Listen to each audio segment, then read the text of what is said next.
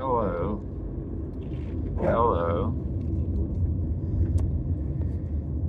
So, the rich young ruler.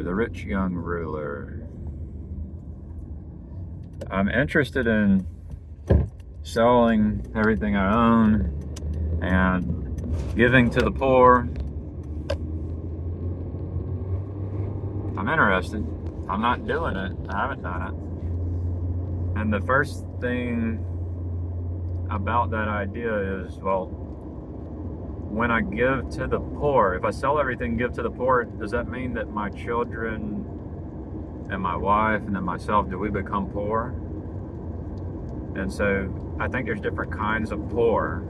You have, like, if you're going to give your money, like, does it mean you're going to give to the people who are financially poor, or relationally poor, or spiritually poor? So those are three different kinds of poor. And so what's interesting is that if you give away everything, I think you can still be relationally rich and spiritually rich. And these might be like your treasures in heaven. And then, just because I sell everything and give it away doesn't mean that, and I say it's like I'm married and I have children. So and I'm talking like this with my wife and children. And so imagine what that would be like if all of a sudden your father or mother started talking like this. So maybe it's a little scary to hear the person who makes the money talk like this. But just because I were to sell everything I have and give it away and follow Jesus, I don't know if it means that I would need to stop making money. I like the company I work with, and that word company is, I like the people, which is my company. And I think that the thing we're doing is not bad. I think it can be good. We're building tools, and tools can be used in different ways. And I see a lot of potential, and I have a lot of hope for the kinds of things that I'm learning and that we are learning and doing. And so I could keep working for my company, keep making money, but then like the house and the property and the clothes and those things there could be a sacrifice so that the money that would have been spent on the house and the clothes and the recreation, driving a car right now. I don't have to be driving a car right now. I really don't need a vehicle in order to do the work I do. And so by getting rid of cars, getting rid of gas, getting rid of the housing expenses and the recreation, and really just simplifying and reducing the overhead costs, there would be more money available from my paycheck to go towards loving people. And so this is what I'm interested in doing. And it, not only, like, it would be cool to lead by example. Like, can we do this with others? And so, the question becomes ultimately, well, where does the money go? And so I've looked at an organization. Actually, I've already started giving a little money here and there. And it's like, okay, there's one organization that is building wells and providing clean water. They provided clean water to over 1 million people since they've started. In countries like Chad and Cambodia. And then so when I discussed this with Jason, who's done research and has questions about water, and he's helped with the convective heat engine, well, he received the idea. He's not like so he's maybe the founder. He was given the idea, and then we call him a founder of the convective heat engine. there's questions that get raised like, well, what's the capacity of the water table of the aquifer? So, he asked good questions that I could go to this organization with, and if I were to come to them with all my wealth and show them that number and say, I'm serious, and then start asking these questions, it could be good. And if they are good, they're connected. Every place where they built a well, they would have a connection to the people there. I would call it the church there.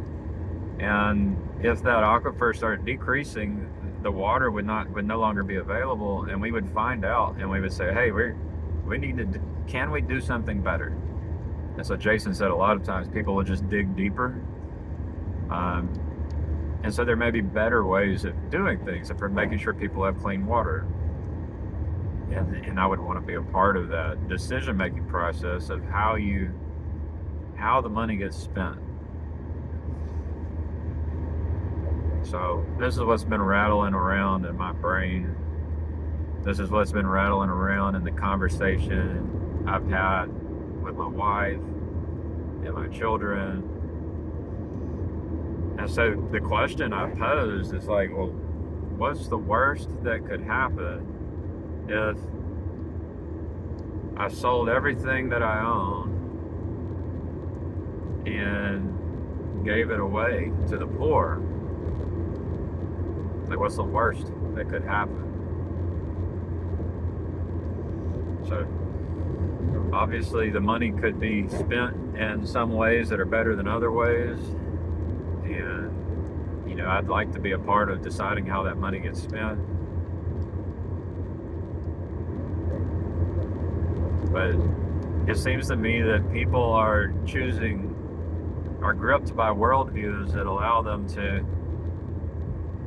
avoid doing something like this.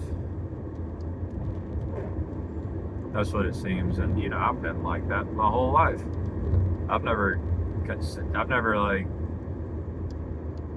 got serious about this kind of idea to the point where, my wife, who I've been with for so long, is actually starting to maybe get a little stressed about it. So, it's a lot easier if you think about all the people who've lived throughout all of time and space, it's easy for people to look around at their neighbors and just do things like their neighbors are doing it. And then if all of a sudden you have a stranger, a weirdo for Jesus, like myself, saying, maybe we should do things different than the way our neighbors are doing it, that can be stressful, because who do you trust? And that's really what it comes down to. It's like, but what I'm asking is, what's the worst that could happen if you do not invest in your retirement, do not invest in your kids' college tuition, if you're not saving money for the distant future? So my wife and I agree on this concept we learned from Dave Ramsey, which is the rainy day fund. And so it's nice to have an amount of money saved up to help pay for 3 months of living. That would be nice. And that's an amount of security and insurance. And I even think that that's a biblical principle, that being prepared for the drought is good.